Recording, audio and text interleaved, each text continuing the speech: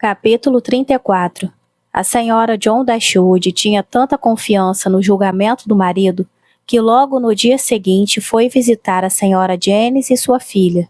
E essa confiança foi inteiramente confirmada ao achar que mesmo a primeira, a senhora em cuja casa suas cunhadas estavam hospedadas, era digna de sua consideração, e quanto à senhora Middleton, julgou-a uma das mulheres mais encantadoras desse mundo. A senhora Middleton estava igualmente encantada com a senhora Dashwood.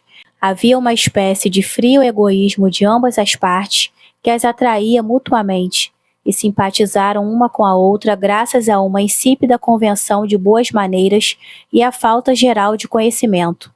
As mesmas boas maneiras, contudo, que recomendavam a senhora John Dashwood no bom conceito da senhora Middleton, não se adaptavam ao gosto da senhora Janice, e para ela, a senhora John Dashwood nada mais era que uma mulherzinha orgulhosa, de atitudes nada cordiais, que cumprimentou as cunhadas sem a menor afeição e quase sem nada lhes dizer, pois dos 15 minutos passados na Berkeley Street, permaneceu pelo menos 7,5 deles em silêncio.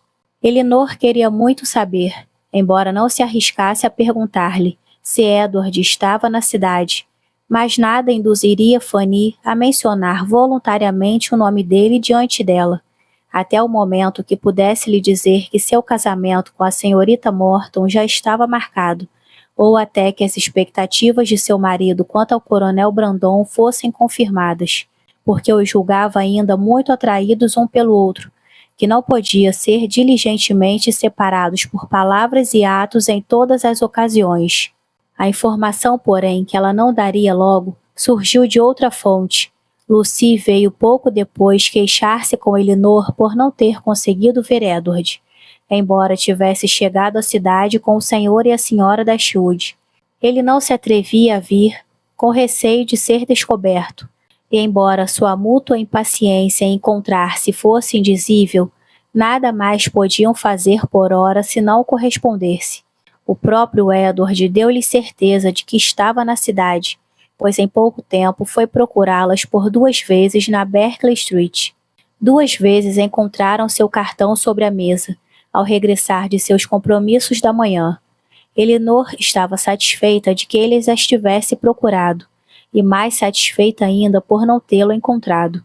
Os Dashwood estavam tão prodigiosamente encantados com os Middleton, que embora não tivessem o hábito de dar alguma coisa, decidiram dar-lhes um jantar, e logo depois de travarem conhecimento, convidaram-no para jantar no Harley Street, onde haviam alugado uma bela casa por 3 meses.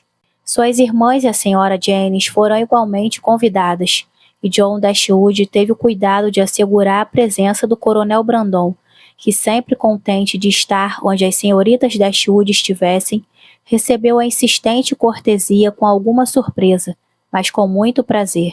Iriam encontrar a senhora Ferris, mas Elinor não tinha como saber se os filhos dela estariam no encontro.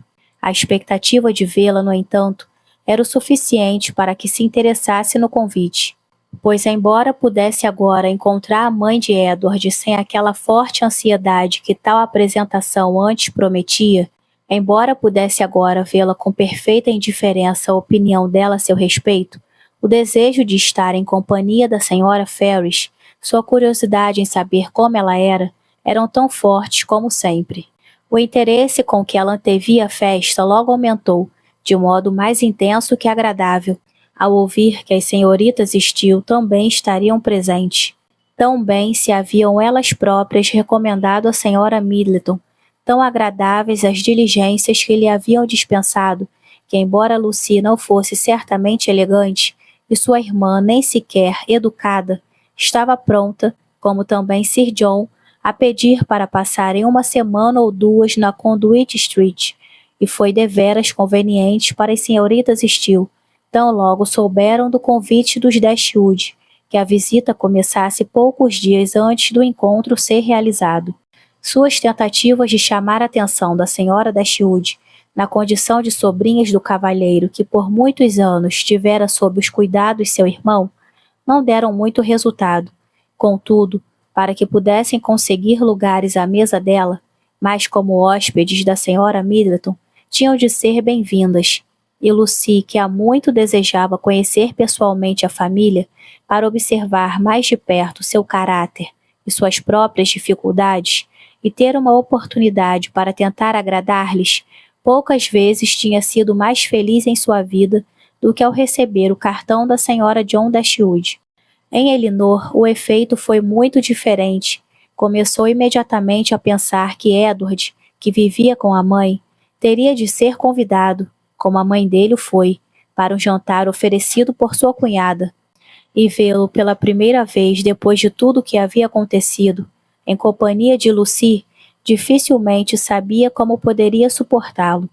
Essas apreensões talvez não fossem inteiramente razoáveis, e certamente nem de todo verdadeiras. Foram dissipadas, porém, não por suas próprias recordações, mas pela vontade de Lucy, que acreditava estar lhe infligindo um severo desapontamento, quando lhe contou que Edward certamente não estaria na Harley Street na terça-feira, e esperando aumentar seu sofrimento mais ainda, persuadiu-a que seu comparecimento foi cancelado pela extrema afeição por ela, e que não conseguia esconder quando estavam juntos. Chegou finalmente a importante terça-feira em que as duas jovens seriam apresentadas a essa temível sogra. «Tenha pena de mim, querida senhorita Dashwood», disse Lucy, enquanto subiam juntas as escadas. Pois os Middleton chegaram tão imediatamente depois da senhora Jennings, que todas seguiram o criado ao mesmo tempo. «Aqui não há ninguém, a não ser você, que possa sentir por mim. Afirmo que mal posso ficar de pé. Oh, meu Deus, daqui a um instante vou ver a pessoa de quem depende toda a minha felicidade, que vai ser minha sogra».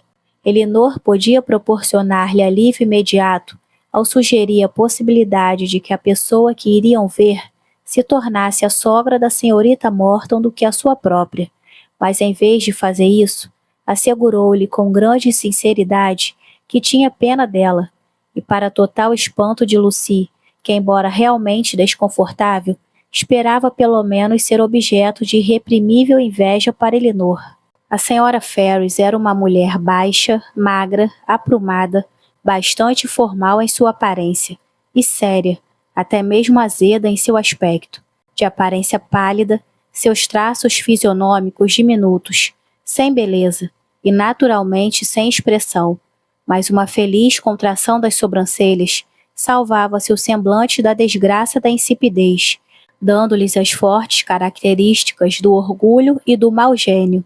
Não era uma mulher de muitas palavras, pois ao contrário das pessoas em geral, elas pronunciava o número de suas ideias, e das poucas sílabas que lhe escaparam, nenhuma só se destinou à senhorita Dashwood, a quem ela observava com a viva determinação de não gostar dela de forma alguma.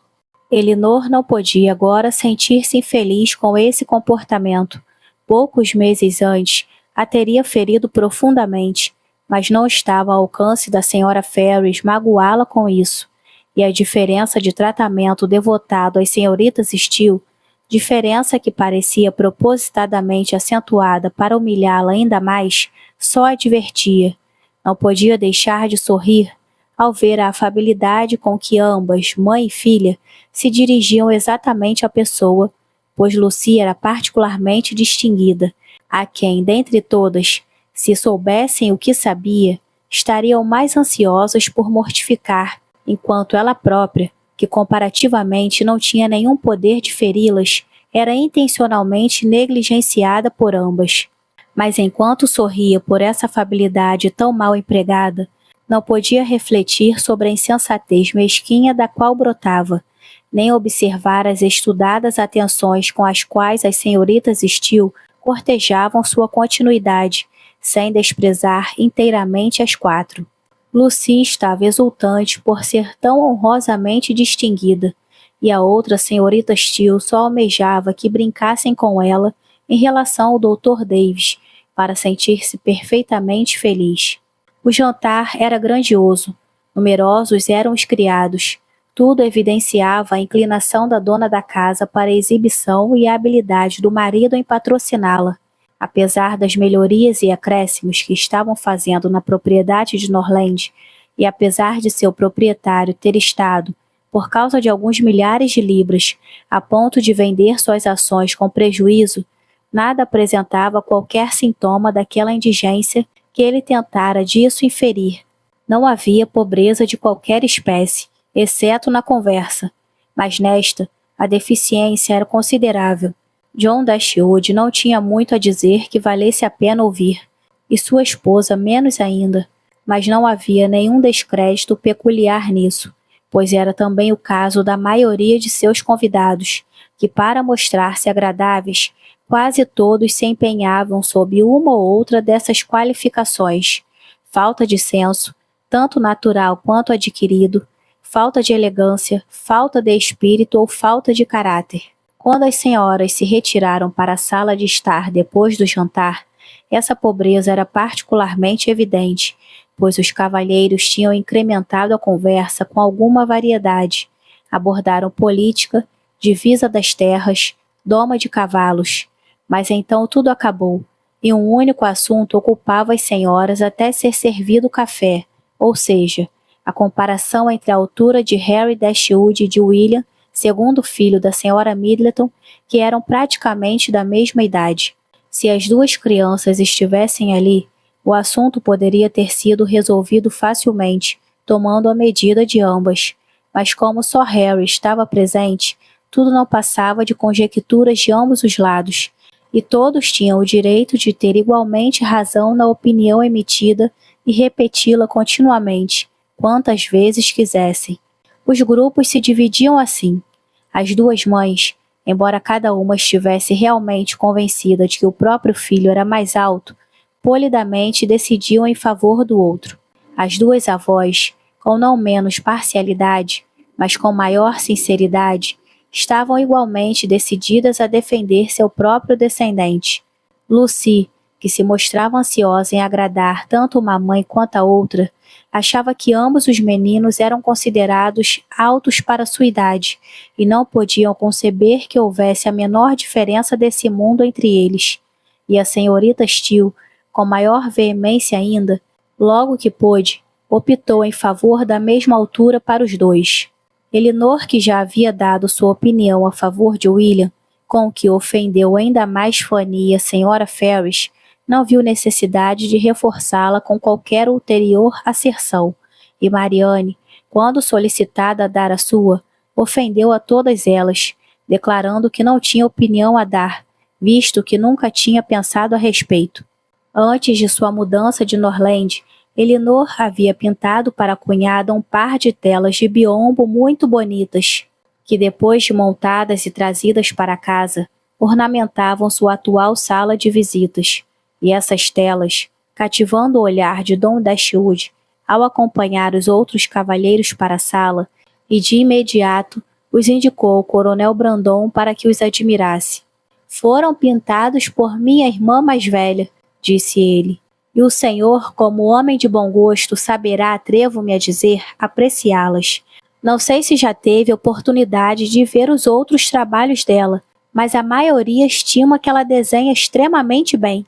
O coronel, embora negando toda a pretensão de ser um conhecedor do assunto, admirou animadamente as telas, como teria feito por qualquer outra coisa pintada pela senhorita Dashwood, e excitando obviamente a curiosidade dos outros, foram indicadas a todos para inspeção geral.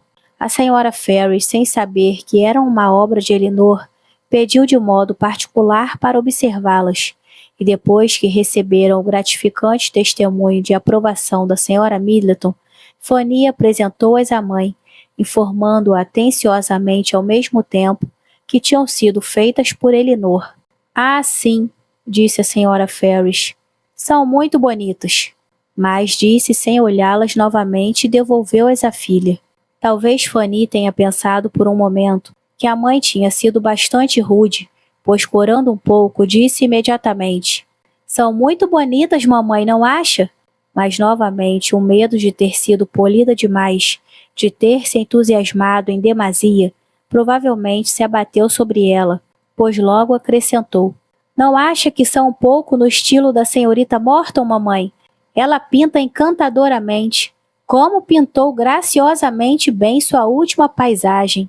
graciosamente de fato, mas ela faz tudo muito bem.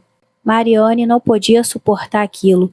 Já estava descontente com a senhora Ferris, e esse importuno elogio de outra, à custa de Elinor, embora não tivesse qualquer noção do que principalmente estava por trás disso, provocou-a imediatamente a dizer com irritação: essa é uma admiração de todo peculiar. O que é a senhorita Morton para nós? Quem a conhece ou quem se importa com ela? É a respeito de Elinor que estamos pensando e falando. E dizendo isso, tomou as telas das mãos da cunhada, para admirá-las como devia ser. A senhora Ferris parecia excessivamente furiosa, e levantando-se mais ríspida que nunca, retorquiu com esta amarga invectiva: a senhorita Morton é a filha de Lord Morton. Fanny parecia igualmente zangada, e o marido estava aterrorizado com a audácia da irmã. Elinor sentia-se muito mais ferida com a excitação de Marianne do que por aquilo que a havia provocado, mas os olhos do coronel Brandon, que estavam fixos em Marianne, exprimiam que ele notara somente o que havia de amigável na reação, o coração afetuoso que não pudera suportar ver a irmã menosprezada até esse ponto. Os sentimentos de Marianne não pararam por aqui. A fria insolência do comportamento geral da senhora Ferris para com a sua irmã pareceu-lhe prenunciar tais dificuldades e desgostos para Elinor, como seu próprio coração ferido induziu-a a pensar com horror, e levada por um forte impulso de afetuosa sensibilidade, achegou-se após um momento ao lado da cadeira da irmã e, pondo um braço ao redor do pescoço dela, encostou sua face a dela e disse em voz baixa, mais ansiosa: querida Elinor, não se importe com eles, não permita que a façam infeliz. Não pôde dizer mais nada. Seu espírito estava abalado, e escondendo a face no ombro de Elinor, rompeu em lágrimas. Despertou a atenção de todos, e quase todos eles estavam preocupados. O coronel Brandon levantou-se e foi até elas sem saber o que fazer. A senhora Jennings, com uma exclamação inteligente, disse: ah, pobrezinha! E imediatamente deu-lhe seu frasco de sais. E Sir John sentiu-se tão desesperadamente enraivecido contra a autora dessa crise nervosa que instantaneamente mudou de lugar para perto de Lucy Steele e, em sussurros, fez-lhe um breve resumo de todo o chocante incidente. Em poucos minutos, porém, Marianne já se havia recobrado bastante para pôr fim ao alvoroço. Sentou-se entre os demais, embora seu espírito retivesse a impressão de que se havia passado toda a noite. Pobre Marianne, disse o irmão ao coronel Brandon em voz baixa, tão logo pôde obter sua atenção. Ela não goza de boa saúde como a irmã, é muito nervosa, não tem a constituição de Elinor. Deve-se admitir que é muito penoso para uma jovem, que já foi muito bela, perder seus atrativos pessoais. O senhor talvez não pudesse crer, mas Marianne era notavelmente linda alguns meses atrás. Era tão atraente quanto Elinor. Agora, como vê, tudo ruiu.